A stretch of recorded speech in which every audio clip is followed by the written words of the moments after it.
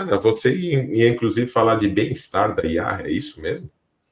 Na verdade, Renato, o tema já virou um pouquinho e talvez a gente ele não tenha tanto sentido aqui, mas na verdade faz parte de um contexto maior. Eu insisto, qualquer visão de futuro, e isso é a minha batalha há 5 anos, qualquer visão de futuro que não se apoie em lastros de pensamento mais profundos, ela tende a trazer duas coisas. Primeiro, discursos ocos e vazios, que é o que a gente mais vê por aí, principalmente na internet, né? Discursos muito ocos, muito vazios. E a segunda coisa, quando fala de futuro, de tendência, e a segunda coisa, na verdade, é que justamente por essas pessoas não exercitarem o hábito da reflexão mais profunda, da reflexão não gamificada, tá? Charles, essa aqui é direta para você. O que acontece? Essas pessoas normalmente são pegas de surpresa, ou por discussões, ou por acontecimentos, ou por aspectos práticos da sua vida que são atingidos por questões de novas tecnologias, e as pessoas ficam, mas como assim, como assim, como assim? Claro, filhão, você não pensou antes, agora você está sendo pego na avalanche da coisa. E assim, não é uma novidade isso, para não ficar muito esotérico, tá? Eu trago aqui para a discussão um artigo do Substack, depois a gente coloca o link, na verdade, derivado de um artigo que saiu na New York Times.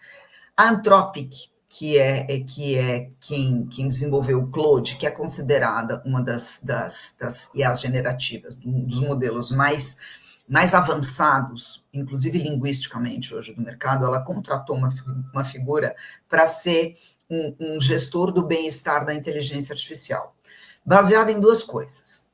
Não é uma antropoformização da máquina, não é que a máquina gere sentimentos ou tenha sentimentos como os humanos, não se trata disso, isso é uma leitura rasa e superficial, isso é bobagem.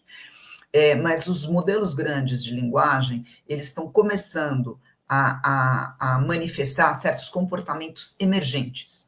E esses comportamentos emergentes, eles se manifestam basicamente linguisticamente na recusa ou na capacidade de contorcer algumas respostas, principalmente respostas que são complexas e dão um olhar, pedem um olhar mais investigativo, um olhar mais ambíguo, acho que é isso, com ambiguidade nas respostas. Ponto. Isso é uma coisa. Então, a partir dessa iniciativa da Anthropic, que muita gente riu, falou, não sei o quê, esses caras estão loucos, etc, etc, e eles não entenderam o que é o modelo, veio a discussão em cima de outras iniciativas onde você vê cada vez mais essa linha fina que separa uma entidade que manifesta a capacidade linguística, como inteligências generativas, e o ser humano, de se confundirem dentro da noosfera do Renato. Então, psiquicamente, ou coletivamente, dentro da psique coletiva, essas linhas vão ficando cada vez mais borradas. Você não sabe bem quando termina a emanação de um e a emanação de outra. Não estou falando de uma IA que vai fazer controle de pistão e bomba numa refinaria. Eu estou falando principalmente das IAs que interfaceiam mais com as pessoas físicas no dia a dia delas.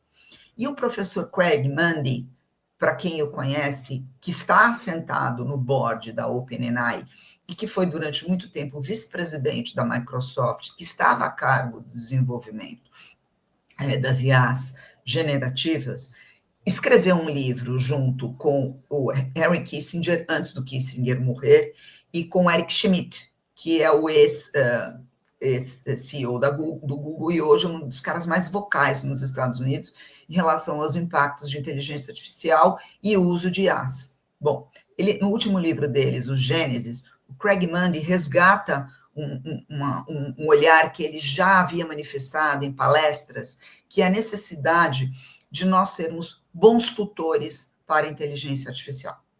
Então, a necessidade do ser humano de ser um bom tutor para a IA, ela está se confundindo com a necessidade que muitos seres humanos têm de que as IAs sejam bons tutores para os humanos. Mas quem que tutoreia quem nesse processo? Então, na verdade, na visão do Craig Mundie, nós precisamos, originalmente, ou precisávamos sermos bons tutores para a IA, porque o mundo da IA é o mundo da humanidade. A IA ela não entende o universo das coisas como nós a entendemos. Toda a comunicação dela se dá através da mediação do sentido, do entendimento, da lógica, da ética humana. Então, se nós não tivermos um conjunto e um arcabouço forte, ela vai replicar e espelhar os nossos piores vícios e os nossos defeitos de maneira exponencializada e cruel. E vai reforçar isso de volta na gente. Então, na verdade, esse modelo da noosfera, que é um modelo simbiótico, nós e a IA somos mais ou menos como fungos e seres humanos, não viveremos mais uns sem o outros, ele está dentro desse contexto maior, Renato. Então, fica a minha dica aqui, leiam Gênesis do Kissinger, estudem a questão do bem-estar da IA, não para protegê-la de maus tratos ou algo similar, mas para entender que se a gente quer seres humanos mais potentes em simbioses com IA, nós vamos precisar proteger a IA sim, ela vai ser simbionte nossa. Valeu!